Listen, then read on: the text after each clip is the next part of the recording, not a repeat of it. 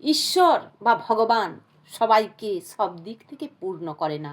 কথায় আছে না, লক্ষ্মী আর সরস্বতী সহস্থান করে না, লক্ষ্মী সরস্বতীর ঝগড়া। আমরা দেখতে পাচ্ছি যে পৃথিবীতে যারা বলশালী বা ক্ষমতাশালী, অর্থশালী, তাদের কাছে প্রচুর অর্থ আছে, কিন্তু তাদের বিদ্যা নাই। বিদ্যার দিক থেকে তারা কৃপণ। মা সরস্বতী তাদের থেকে কৃপণ করে দিয়েছেন। আর যার বিদ্যা আছে তার কাছে কিন্তু অগাধ অর্থ নাই। লক্ষ্মী কৃপণ করে দিয়েছে তাকে, লক্ষ্মীর সে দয়া পায়নি। তাহলে মানুষ কখনো পূর্ণ হয়নি। আমাদের দেশে কি না, ময়ূর কি সুন্দর, পৃথিবীর হিংসা করার মতো তার রূপ, কিন্তু ঈশ্বর তার কাছ থেকে কণ্ঠ কেড়ে নিয়েছে। তার গলার স্বর মোটেই ভালো নয়, সে সুন্দর করে গান গাইতে পারে না। অপরদিকে কোকিল, বসন্তের কোকিল, সে মনের আনন্দে গান গেয়ে যায়, কি সুন্দর, কিন্তু তার রূপ কুৎসিত কদাকার রূপ। ঈশ্বর তার কাছ থেকে রূপ কেড়ে নিল, কিন্তু তাকে কি দিল না, তাকে দিল কণ্ঠ। তাকে কণ্ঠ, সেই কণ্ঠের জন্য সে কাব্যে, মহাকাব্যে অবাধ বিচরণ। তাই বন্ধু, তাদের কেউ সব দিক থেকে পূর্ণ হয় না। মানুষের জীবন হলো জ্বলন্ত প্রদীপের মতো। জ্বলন্ত প্রদীপের তেল ততক্ষণই প্রয়োজন যতক্ষণ প্রদীপটা জ্বলছে। প্রদীপ নিভে গেলে তেলের আর কোনো প্রয়োজন হয় না। মানুষের জীবন ততক্ষণই বেঁচে থাকার সমস্ত উপকরণ, খাদ্য, বস্ত্র, বাসস্থান, টাকা পয়সা, স্নেহ, মায়া, মমতা, ভালোবাসা, সবই বেঁচে থাকার জন্য। তাই যতক্ষণ জীবন আছে ততক্ষণ সময় থাকতে থাকতে আপনারা যা খাওয়ার, যা দেখার দেখে নেন। পৃথিবীতে দেখার বহু জিনিস আছে, কিন্তু সময় চলে গেলে আপনি আর দেখতে পাবেন না।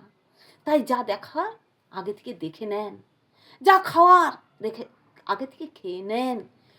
আমরা এখন অগাধ পরিশ্রম করছি, টাকার নেশায় ছুটছি, যৌবন বয়সে টাকার নেশায় ছুটছি, খাওয়ার একটু সময় পাইনি। কিন্তু যখন রিটায়ার্ড করে যাবেন, আপনার সঙ্গী বলতে কেউ থাকবে না, তখন থরে থরে থরে থরে খাবার সাজানো থাকবে, কিন্তু আপনি একটা খেতে পারবেন না, খাওয়ার সময় চলে গেছে। তাই বন্ধু, জীবনকে অবহেলা করবেন না। সময় থাকতে যা দেখার, যা খাওয়ার খেয়ে নেন। প্রদীপ নিভে গেলেই আর তার তেলের কোনো প্রয়োজন হয় না। বন্ধুরা, আমাদের পৃথিবীতে দেখতে পাই এই যে নীল সমুদ্র, অগাধ জলরাশি, বিশাল তার পরিধি, কিন্তু সেই বিশাল পরিধি হলে কি হবে, সে হয়েছে অপেয়। তাকে কেউ যত্ন করে পান করতে পারে না। সমুদ্রের বুকে ভেসে থাকবে, বিশাল সমুদ্রের বুকে, কিন্তু জীবন ওষ্ঠাগত হয়ে উঠবে, পিপাসায় তৃষ্ণার্ত, কিন্তু জাহাজে ভেসে থাকলো এক ফোঁটা জল পান করতে পারবেন না। কিন্তু পৃথিবীর নিচে যে জলরাশি, সুপেয় জলরাশি, পেয় জলরাশি, তার ভাণ্ডার সীমিত, কিন্তু তাকে মানুষ যত্নে তাকে রক্ষা করছে, সংরক্ষণ করছে। তাহলে বন্ধুরা কি হলো? তাহলে বিশালত্বে নয়, প্রয়োজনে তার কদর। তাই প্রয়োজনীয় হয়ে উঠুন, জীবনটাকে প্রয়োজনীয় করে তুলুন, বিশালত্ব দিয়ে নয়, প্রয়োজনীয়তা দিয়ে। তাহলে বন্ধুটা, প্রয়োজনটাই বড়। আমি আরেকটা কথা বলবো, বন্ধুরা, সব সময় রূপের মোহে ছুটবেন না, গুণের কদর করতে শিখুন। গুণ হলো সেই বস্তু যা তোমার কাছে থাকলে সবাই কদর করবে। কোকিলকে যেমন কদর করে,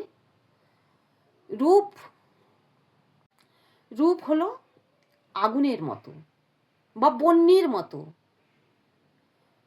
বহ্নি রূপ পতঙ্গের পিছনে ছুটে চলেছে। রূপের মোহে কত মানুষ রূপের পিছন ছুটে ছুটে জীবনটা শেষ করে দেয়। তাই রূপের পিছনে নয়, গুণের পিছনে ছুটুন, গুণের অধিকারী হন। বহ্নি রূপ পতঙ্গে কত পতঙ্গ ঝাঁপ দিয়েছে, কত জীবন শেষ করে দিয়েছে। তাই বন্ধুরা, রূপের পিছনে ছুটবেন না, গুণের পিছনে ছুটুন, গুণের অধিকারী হন, তাহলে সবাই কদর করবে।